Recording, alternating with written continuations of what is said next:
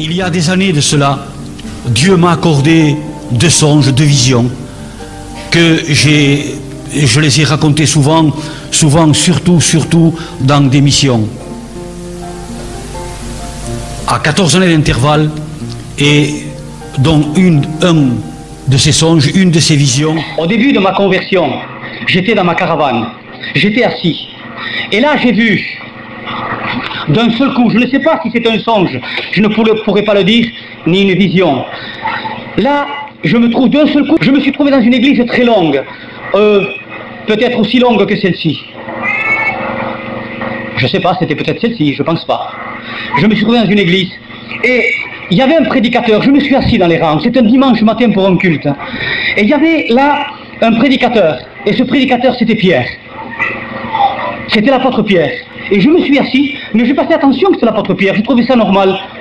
Et j'ai entendu des louanges de certains chrétiens, et d'un seul coup, j'ai vu une fenêtre sur la droite de Pierre, une fenêtre dans le mur s'ouvrir, comme ça.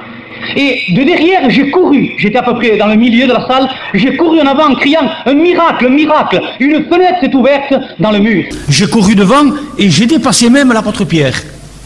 Et quand je suis arrivé, peut-être, je ne sais pas, à 1 mètre ou 1,50 m du mur, pour voir qu'est-ce qu'il y avait de l'autre côté de la fenêtre, je suis resté figé, stupéfait, ahuri, craintif.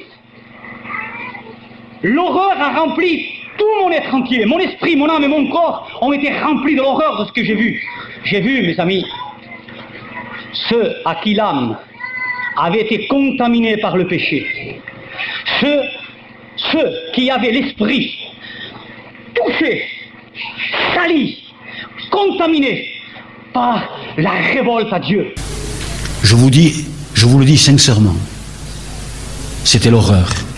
Il y avait des jeunes, il y avait des vieux. Il y avait des blonds, il y avait des bruns. Ils étaient emprisonnés comme ça, dans des ténèbres épaisses, et ils tournaient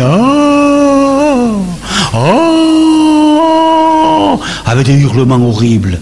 Ce que j'ai vu m'a glacé.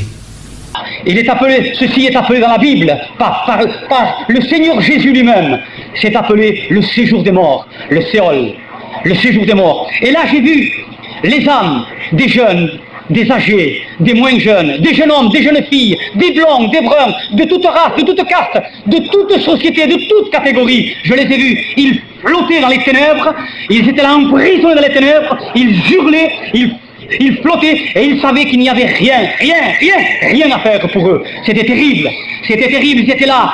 Et je suis resté là, mais comme pétrifié. C'était horrible de voir une chose pareille.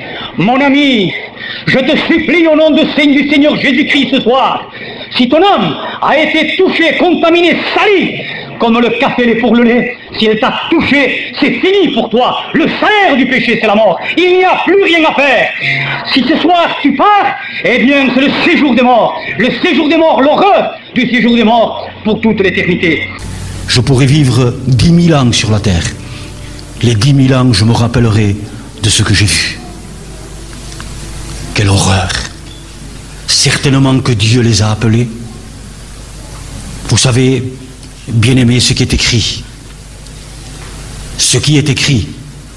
Il est écrit que quand nous nous tournons vers lui et que nous disons Seigneur, délivre-moi, je veux que tu sois ma lumière, je veux que Dieu soit mon Père, et ce Père qui est lumière, Dieu est lumière, sois ma lumière. Amen, alléluia.